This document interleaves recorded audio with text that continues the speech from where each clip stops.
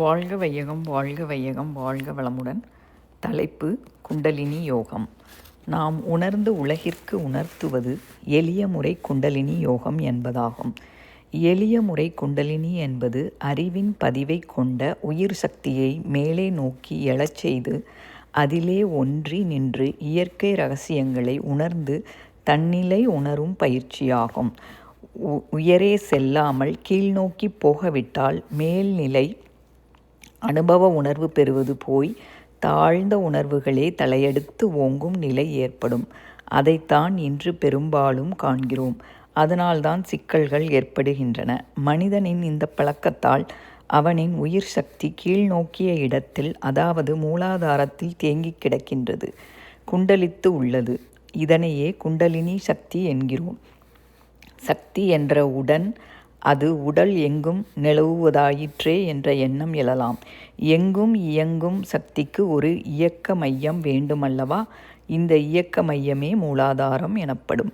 எனவே இயக்க மையத்தை முறையாக உசுப்பி விடும்போது மிகச் சிறப்பாக செயல்படுவது இயல்பு.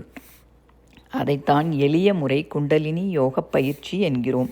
இந்த உயிர் சக்தி உடலின் மற்ற எல்லா இடத்திலும் பரவி இருப்பினும் அதற்கு ஒரு இயக்க மையம் உண்டு.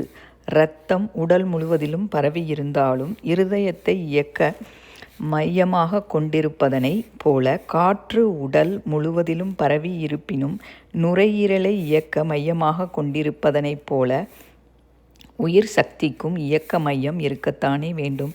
உயிருக்கு இயக்க மையங்கள் பல உள்ளன. அத்தகைய மையங்கள் உடம்பில் 6 இடங்களில் இருப்பதாக மெய்யுணர்வாளர்கள் உணர்த்தி உள்ளனர். அவைகளில் அடிமட்டத்தில் இருக்கும் மையம் மூலாதாரமாகும்.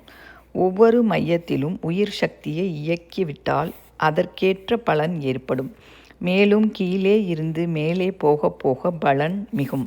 இவ்வாறு இயக்கி விடப்படும் உயிர் சக்தியால் உடலில் உள்ள செல்களை ஒழுங்குபடுத்தி செயல்படுத்த இயலும்.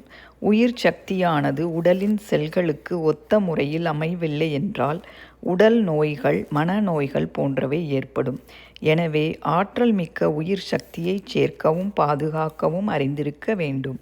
இதனைத்தான் ஆன்மீக அறிவு என்கின்றனர்.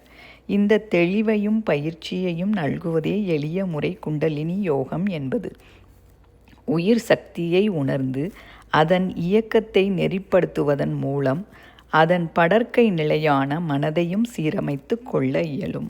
வாழ்க வளமுடன். அருள் தந்தை.